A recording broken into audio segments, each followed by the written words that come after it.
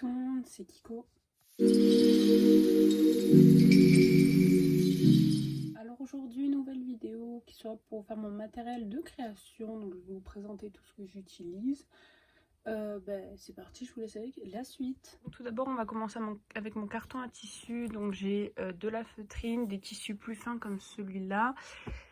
Du simili qu'il faut que je change parce que c'est plus je le trouve pas assez bien, de la feutrine, encore de la feutrine, donc j'ai vraiment pas mal de feutrine, voilà. Et ensuite j'ai encore du simili cuir bleu rouge et un marron qui est là, voilà. Donc j'ai pas mal de petites couleurs de feutrine, donc on va remettre ça.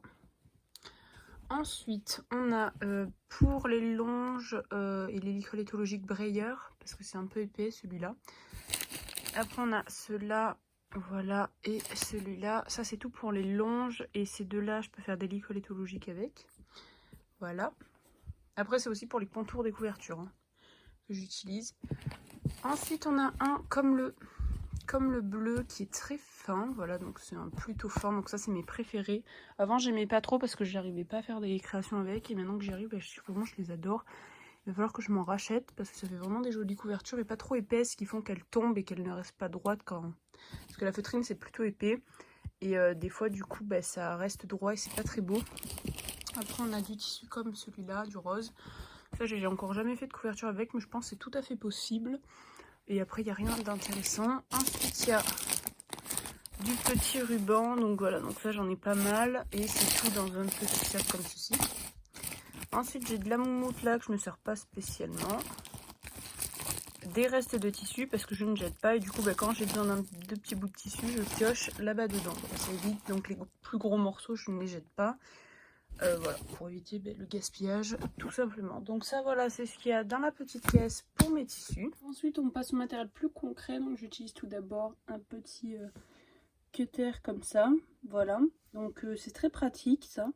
Ça, je l'utilise pas souvent, mais je l'utilise. Ensuite, j'utilise des pinces. Donc j'ai une pince à bourron comme ça.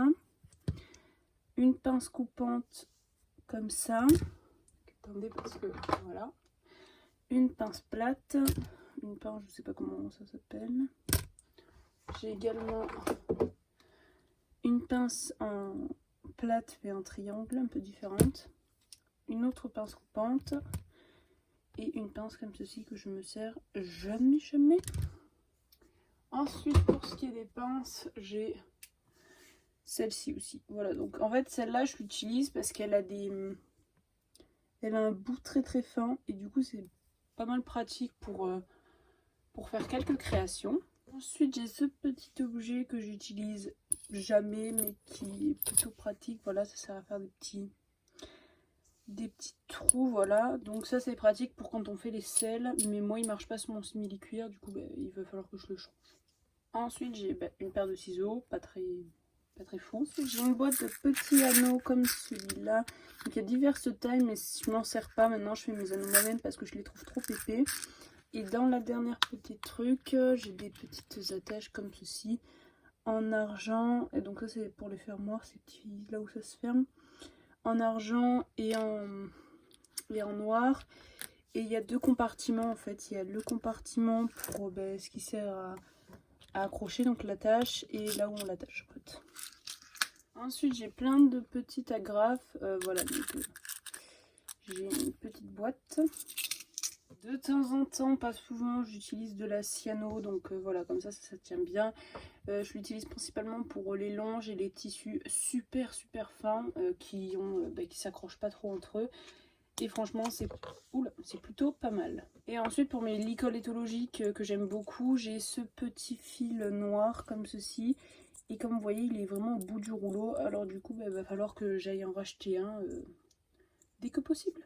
Ensuite, pour faire mes attaches, donc j'ai du fil noir comme celui-là, donc en petite bobine, et du fil argenté qu'il va falloir que je me rachète parce que c'est quand vous passez des commandes, la plupart du temps vous choisissez beaucoup l'argenté, et du coup il est un peu au bout du rouleau lui aussi, donc il va falloir que j'aille m'en racheter. Ensuite, dans cette petite truc bleu, j'ai de la chaîne. Donc, alors, il y en a pas mal, hein. Donc là, elle est toute... mais vu que souvent, je prends des petits morceaux, si elle est toute emmêlée, c'est pas grave. Donc voilà, là, il y a une chaîne très fine que ma mère m'avait achetée. Au début, je la trouvais trop fine quand je faisais des créations. Et maintenant, elle est juste géniale, en fait. Parce qu'elle est bien fine, justement. Ensuite, dans cette petite pochette, j'ai des petits diamants que j'utilise pour mes Licol taille brilleur. Et je viens de capter, en fait, que je viens de les retrouver. Donc... voilà, j'ai des petits diamants pour mes Licol brilleurs parce que pour les Licol Schleich c'est trop gros. Ensuite j'ai plusieurs pinces comme celle-ci, donc c'est des pinces qui se... Voilà, ça se resserre, vous mettez quelque chose et comme ça bloque, donc ça c'est principalement quand ça colle. Et pour l'enlever vous appuyez sur le petit truc jaune et voilà. Donc ça j'en ai pas mal et j'en ai une notamment, je vais vous montrer. Hop, j'en ai une.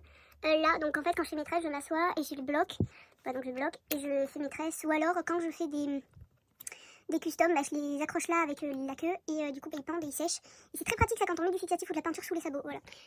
Petite anecdote. Ensuite indispensable, j'utilise également des stylos, donc en fonction du tissu j'utilise soit des bics simples, soit des trucs un peu plus à l'encre en fait qui coulent un peu plus, comme ça s'accroche plus facilement. Ou alors carrément j'utilise mon Sharpie, mais ça arrive très rarement tout simplement. Et pour terminer on va finir sur les colles, donc celles que j'utilise. Donc vous avez déjà vu la Ciano. Alors j'utilise soit elle, voilà, qui est pas mal, mais ma préférée reste quand même celle-ci, donc c'est la Scotch.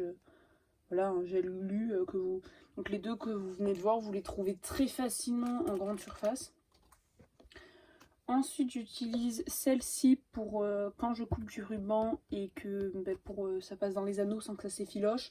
J'en mets un peu, elle est transparente et elle fait que le truc va pas s'effilocher. Du coup, celle-là, vous pouvez la trouver en mercerie, c'est la marque Prima, voilà. Et ensuite, la dernière que je viens à peine d'acquérir, donc après, elle marche que pour les gros tissus, celle-ci, elle marche pas pour les rubans. C'est la Sadeur, je sais pas si ça se dit comme ça, voilà, pour les... En plus pour les tissus, donc c'est assez fin, un peu sale, voilà, mais c'est assez fin et c'est plutôt pratique elle aussi, donc ça c'est plus pour les gros tissus comme je viens de vous dire. Donc voilà, c'est tout pour mes outils, si on peut dire ça comme ça, mon matériel que j'utilise pour faire des créations en espérant que ça vous aide. Et voilà, donc sur ce je vous dis prenez soin de vous et à la prochaine.